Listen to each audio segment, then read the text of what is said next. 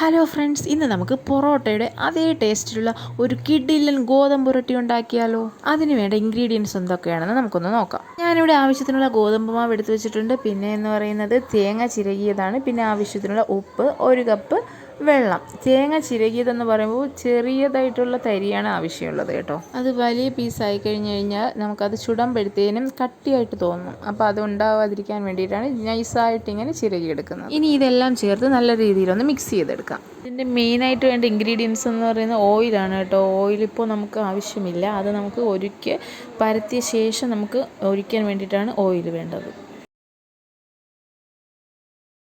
ഇതാണ് അതിന് കറക്റ്റ് പരുവം കേട്ടോ. നമ്മൾ ഉരട്ടി ഉണ്ടാക്കുമ്പോഴത്തേക്കും നല്ല രീതിയിൽ കട്ടിയാവാനും പാടില്ല, നല്ല ലൂസാവാനും പാടില്ല, ഈ ഒരു പരുവം. അപ്പോൾ നമുക്കിനി ഇതൊന്ന് ചുട്ടെടുക്കാം.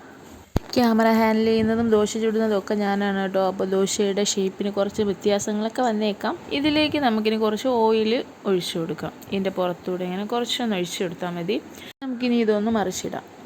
ഗോതമ്പ് മാവ് ആയതുകൊണ്ട് തന്നെ നല്ല മൊരിഞ്ഞ് കിട്ടിയാലേ അതിൻ്റെ ആ ഒരു ടേസ്റ്റ് വരത്തുള്ളൂ കേട്ടോ. കണ്ടോ, ഇതിപ്പോൾ നല്ല മൊരിഞ്ഞ് കിട്ടിയിട്ടുണ്ട്.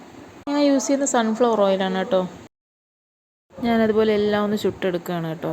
അപ്പോൾ നിങ്ങളെല്ലാവരും ഈ ഒരു രീതി ഒന്ന് ട്രൈ ചെയ്ത് നോക്കണം കേട്ടോ. എന്തെങ്കിലും കറിയോ എന്തെങ്കിലും കൂട്ടാനോ ഒന്നും ഇല്ല എന്നുണ്ടെങ്കിൽ നമുക്ക് നല്ല രീതിയിൽ ഒരു ഉരട്ടി ചുട്ടെടുത്ത് നമുക്ക് ടേസ്റ്റോടെ കഴിക്കാവുന്നതാണ് കേട്ടോ.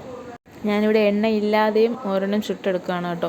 എണ്ണ ഇല്ലാതെ ചുട്ടെടുക്കുമ്പോഴത്തേക്കും നമുക്ക് പഞ്ചസാരയോ എന്തെങ്കിലും ചിക്കൻ കറിയോ അങ്ങനെ എന്തെങ്കിലും ആവശ്യമാണ്. അപ്പോൾ എനിക്കിന്നിവിടെ ചിക്കൻ കറി ഉള്ളത് കൊണ്ട് തന്നെ ഞാൻ 2 രീതിയും ഇന്ന് നോക്കുകയാണ് കേട്ടോ.